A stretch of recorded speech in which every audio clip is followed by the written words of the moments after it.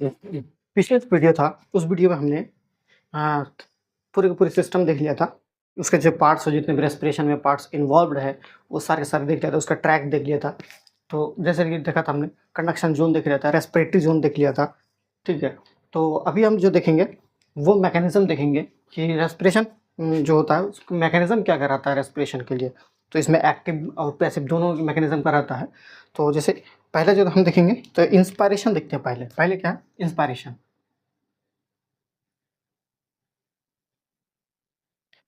तो इंस्पायरेशन जो होता है, ये इंस्पायरेशन और एक्सपायरेशन जो होता है, ये क्या होता है, प्रेशर ग्रेडिएंट के बेसिस पर रहता है कि एटमॉस्फेरिक प्रेशर और लंग्स के प्रेशर के बीच में जो डिफरेंस है, उस डिफरेंस की वजह से जो होता है, इसका क्या होता है, एक्सचेंज होता है। तो अगर हम देखें,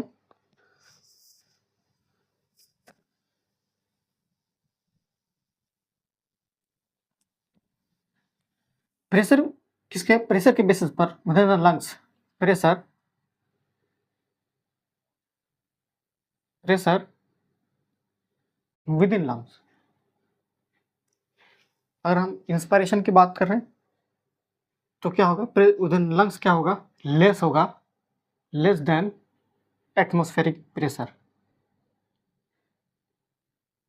एटमॉस्फेरिक प्रेशर से जो होता है, कम होता है, यानी कि intra pulmonary pressure, intra pulmonary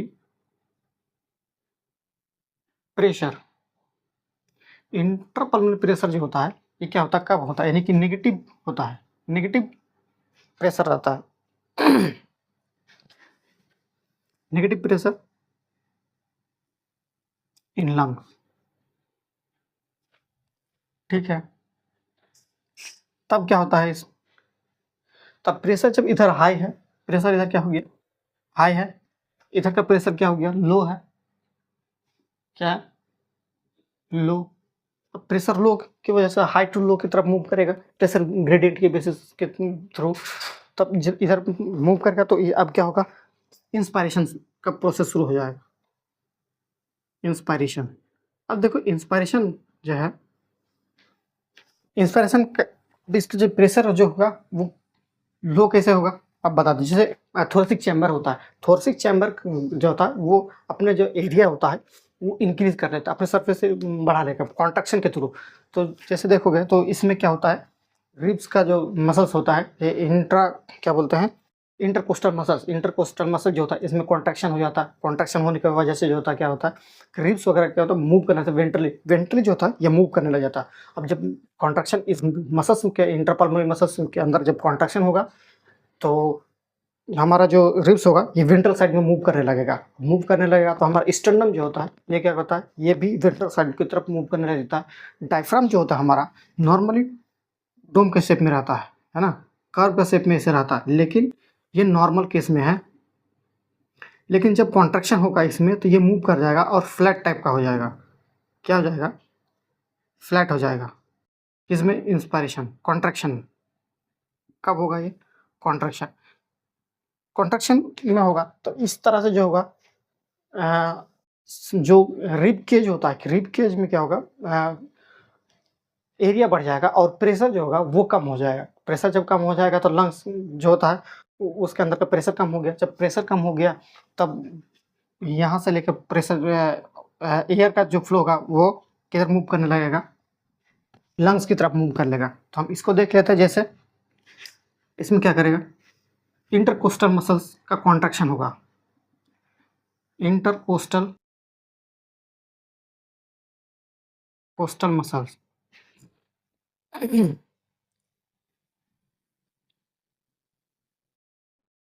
muscles, इसमें भी क्या होगा, कॉन्ट्रैक्शन होगा, कॉन्ट्रैक्शन। डायफ्राम जो होगा, अब इसका कॉन्ट्रैक्शन होने की वजह से क्या होगा, रिब्स जो होता है हमारा मूव कर लेगा out, ribs move out toward, out toward ventral side, ventral ventral की तरफ ये मूव करने लगेगा। अब देखोगे इसमें, फिर डायफ्राम की बात करें,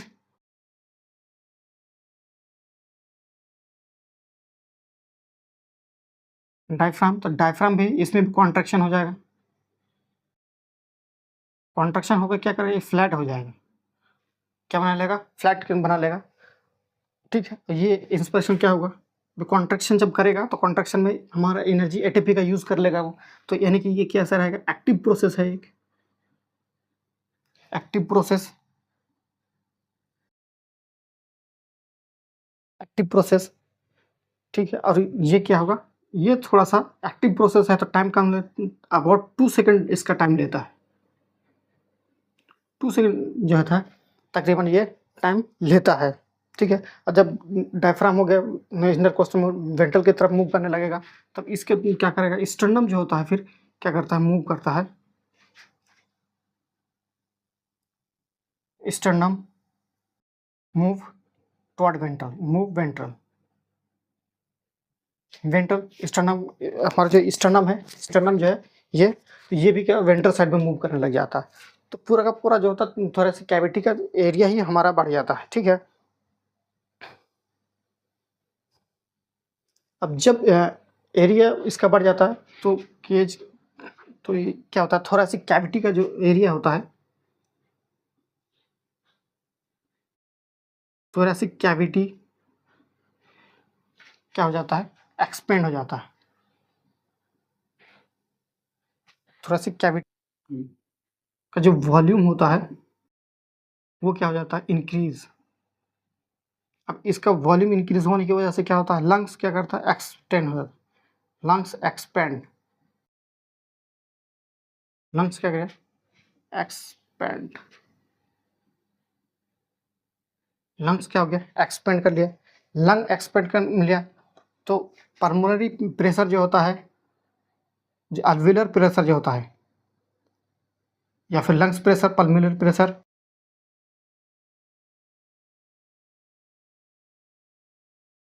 अल्वेलर या फिर इसी को पल्मोनर,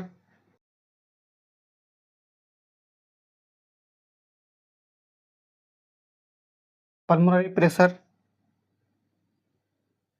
ये क्या हो जाता है, डिक्रीज, डिक्रीज। ठीक है, अब देखो तो पल्मोनरी प्रेशर या अल्वेलर प्रेशर क्या हो गया, डिक्रीज हो गया, डिक्रीज हो गया, एटमॉस्फेयर से हाई है, तब क्या करेगा, एयर का मूव करना शुरू कर देता, एयर मूव करना शुरू कर देता है। तो ये हमारा इंस्पिरेशन का एक प्रोसेस है। ठीक है, तो ये हमें इतना ही याद रखना होता है, लेकिन हाई प्रेशर से लेकर लो प्रेशर की तरफ मूव करेगा। अब जब इंस्पिरेशन होगा, इंस्पिरेशन तो इंटरकोस्टल मसल जो होगा तो वो क्या कर लेगा, वो उसमें कॉन्ट्रैक्शन हो जाएगा, डायफ्राम में कॉन्ट्रैक्शन होगा, उसकी वजह से जो होता है स्टर्नम भी मूव करने लग जाता है, रिब्स वगैरह जो होता है वेंट्रली मूव करने लगेगा। ठीक है, और जो थोरेसिक कैविटी का जो वॉल्यूम है वो बढ़ जाता है, उस वॉल्यूम बढ़ने की वजह से जो होता है थोरेसिक कैविटी का प्रेशर कम होगा, प्रेशर कम होने की वजह से फिर इसका लंग्स एक्सपेंड करने लगेगा, लंग्स एक्सपेंड होगा तो उसका वॉल्यूम प्रेशर कम हो जाएगा, एयर प्रेशर कम हो जाएगा, तो फिर मूव कर लगेगा। ये इंस्पिरेशन का एक मैकेनिज्म है। तो पूरा का पूरा अगर मैकेनिज्म को देखा जाए तो किसके बेसिस पर है, वो प्रेशर के बेसिस पर, कि एयर प्रेशर जो होता है वो किधर ज़्यादा है, तो high pressure to low pressure air का मूव कर रहा है। अब हम देख लेते हैं दूसरा इसका पहलू, एक्सप्रेशन। तो एक्सप्रेशन में देखोगे तो जस्ट इसका ऑपोजिट रहता है, ऑपोजिट रहता है मतलब जो भी चीज़ें कॉन्ट्रैक्शन हुआ था वो अब क्या करेगा,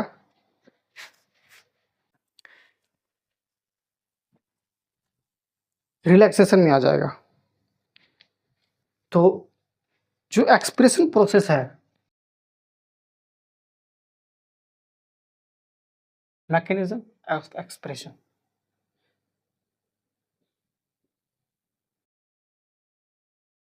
मैकेनिज्म ऑफ एक्सप्रेशन, यानी कि एक्सप्रेशन में देखोगे तो जो इंस्पिरेशन में कॉन्ट्रैक्शन हुआ था उसका रिलैक्सेशन होगा।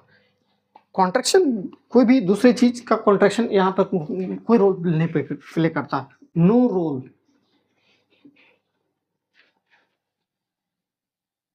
Any contraction of any contraction, इसमें कोई भी कॉन्ट्रैक्शन का कोई रोल नहीं रहता है इसमें, only the expansion, only expansion,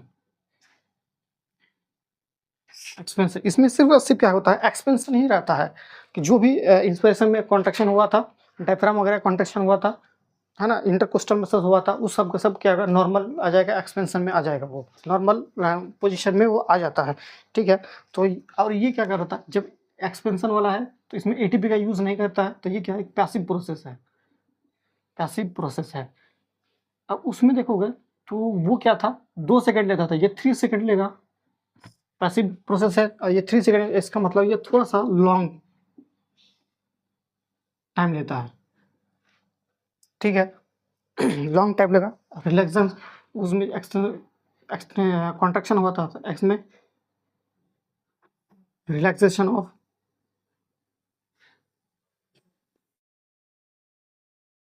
of intercostal muscles हो गया, प्लस डायफ्राम,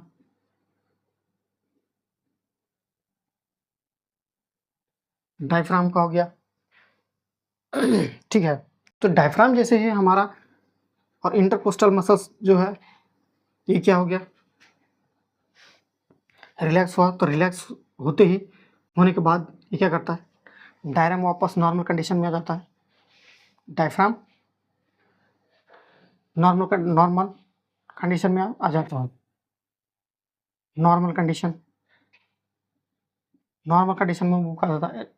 ठीक है, इंटरकोस्टल मसल्स के रिलैक्सेशन की वजह से, और डायफ्राम जब नॉर्मल कंडीशन में आ जाता है तब क्या करता है, जो स्टर्नम होता है, स्टर्नम हो गया तुम्हारा, रिब्स हो गया। ठीक है, रिब्स, डायफ्राम हो गया।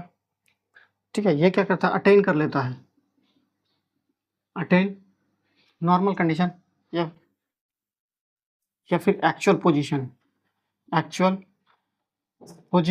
या फिर इसको नॉर्मल पोजीशन बोलते हैं। जो पहले जैसा पोजीशन था उसी पोजीशन में वापस से ये आ जाता है।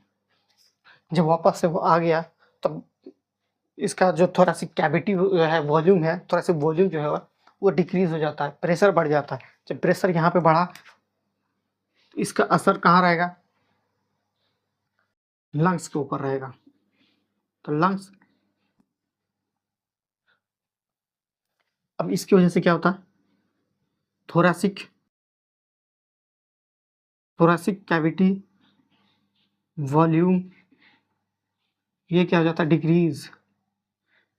थोरैसिक वॉल्यूम कैविटी क्या हो गया, डिक्रीज हो गया। तो प्रेशर ऑफ द थोरेटिक कैविटी, अब प्रेशर जो होता है इसका, thoracic cavity pressure, thoracic cavity pressure क्या हो जाता है, इंक्रीज कर गया। जब इसका कैविटी इंक्रीज कर गया, जो एयर फील्ड था,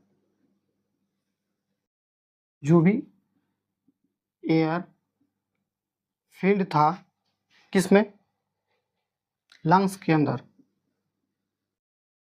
जो एयर फील्ड था वो मूव करने लग जाता है, move out to atmosphere, move out of lungs, move to out of lungs, यानी कि एटमॉस्फेयर की तरफ ये मूव करने लग गया। ठीक है, तो यानी कि किसके थ्रू, ट्रैक्ट के थ्रू चला जाता है। तो हमारे देखोगे तो ऑन एन एवरेज जो हमारा, यानी कि इसको देखो, तो हमें इंस्पिरेशन दिख रहा था, कॉन्ट्रैक्शन हो रहा है, लेकिन इसमें देखोगे तो कोई भी कॉन्ट्रैक्शन मसल्स का नहीं होता है, उसका कोई रोल नहीं रहता है। सिर्फ और सिर्फ क्या होता है, एक्सपेंशन होता है। एक्सपेंशन मतलब जो नॉर्मल कंडीशन में जो कॉन्ट्रैक्शन हुआ था वो अपना नॉर्मल कंडीशन में आ जाता है। ठीक है, ये पैसिव प्रोसेस होता है। तो इसमें क्या होता है, रिलैक्सेशन होता है मसल्स वगैरह का। तो स्टर्नम, डायफ्राम हो गया, या रिब्स हो गया, या अपनी एक्चुअल पोजीशन में आ जाता है, तो थोड़ा सा कैविटी का प्रेशर जो है वो बढ़ जाता है। थोड़ा सा कैविटी का प्रेशर बढ़ने की वजह से प्रेशर लंग्स के ऊपर जो होता है प्रेशर पड़ जाता है, प्रेशर बढ़ता है।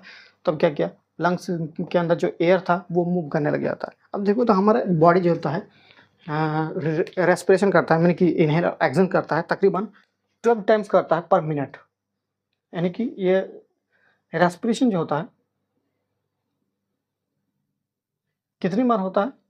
12 to 16 टाइम्स, 16 टाइम्स पर मिनट। 1 मिनट में 16 से लेकर 20 मिनट तक का 12 से लेकर 16 तक का रहता है, ठीक है।